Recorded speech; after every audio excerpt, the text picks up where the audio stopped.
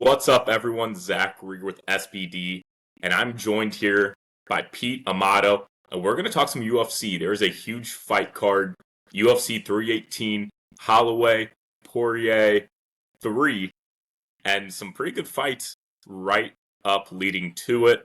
So, Pete is here. He's going to preview these five main card fights and give you his picks, his predictions. So let's get into it. Pete, how are you doing? I'm good. I'm good. Thanks for having me. Big fights coming up. One in particular, obviously, but the UFC 318 card should be pretty good. Should be pretty exciting. Awesome. So let's get into it. Michael Johnson versus Daniel Zellweger. How do you see this fight playing out? Um, yeah. So Zellhuber is a pretty big favorite. Minus 590. I saw him a couple places minus 600. And I I think he's going to take the fight down. He's younger.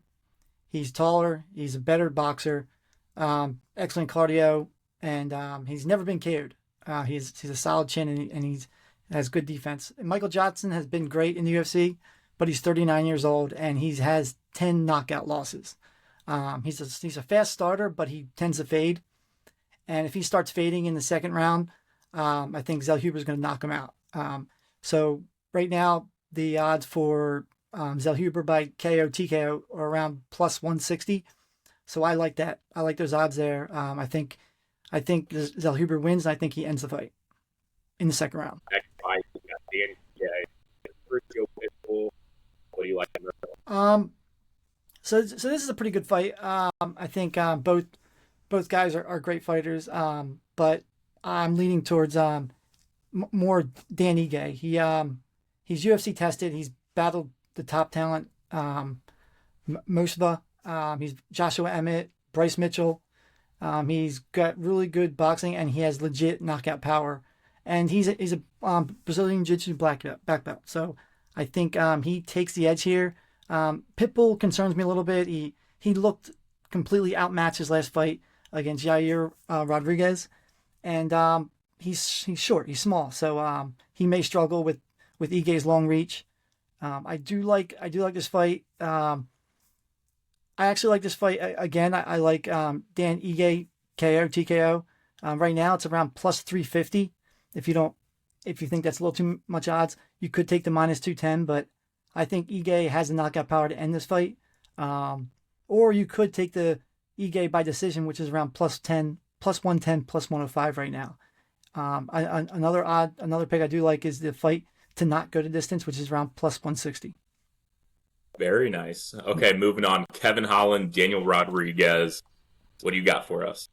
This for me, this one's kind of easy. I usually like to go with the underdogs, but not yet. I think Holland has a huge reach advantage, great grappling, dynamic striking. He has the knockout power as well. Rodriguez is a gritty boxer. He has good combos, but if you ever watch his fights, he has poor head movement. He tends to get hit, tends to take a lot of hits to his face, and his takedown defense isn't that great. So I do like Holland here. He's the better finisher everywhere, whether on the feet or on the ground. I expect him to take the fight to the ground for submission or TKO. Right now, Holland by submission is plus 260, and by KO is plus 185. Not too bad. A lot of plus money picks. I'm liking it. Yeah, yeah. So heading to one of the bigger fights, Paulo Costa, Roman Coppola. What do you like in this one? Um, I know everybody knows who Paulo Costa is. He's big, strong guy, comes in. The thing is, he has big power, but he's a very inconsistent fighter. Seems like when he gets to that big fight, his mentality is questionable. He seems to be tentative on his big fights. His last three of his four fights, he was very tentative, not dominating at all. Like when he wins, he's usually dominating from the start. Um, I feel like with Kopilov, he's on a fight win streak, four by knockout. He has good boxing. He's strong body work. He has accurate hands. So I like him here. I think he'll take over and likely finish in round two or three. You can get him right now, minus 240 money line, or you just go for the plus money, which is by KO is plus 300 right now, which I think is a great price. I think Costa's big and strong, but he tends to kind of guess. I tends to be tentative.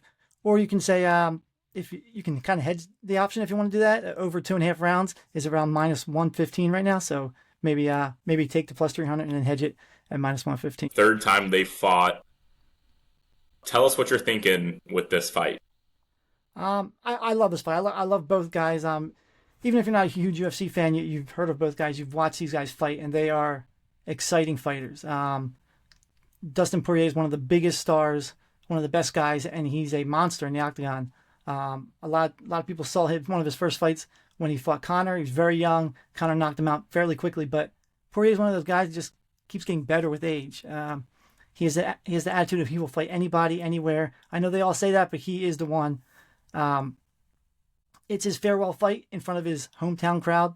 It's going to be emotional. I don't think it's going to affect him at all because he's been there, done that. And Max Holloway, again, the guy's a warrior. We just saw his last fight against Gaethje where he did the point and then knocked him out basically with like 2 seconds left in the fight, which is great. That's just how his fight is. I think he does have a knockout power over. He does have the striking volume over Poirier, but Poirier has the power over him. I feel Holloway's coming off a strong win, but I just give the edge to Poirier here. I feel like he has knockout power. He kind of tends to finish fights. 5-round fights doesn't bother him. I see this fight going to a decision. I don't see either of these guys getting knocked out. But either one of them can knock out the other anytime. But in that case, if you're going to make knockout, I would take Poirier to win by knockout, which I think is a little bit of a long shot because I don't think Holloway. I think Holloway has a great chin. Poirier has a great chin, but Poirier has just a little bit more power than Holloway. Holloway is a volume striker. He's a cardio machine. Same thing with Poirier. These guys just don't get tired. I think this fight goes the distance, and I think Poirier wins with the edge here.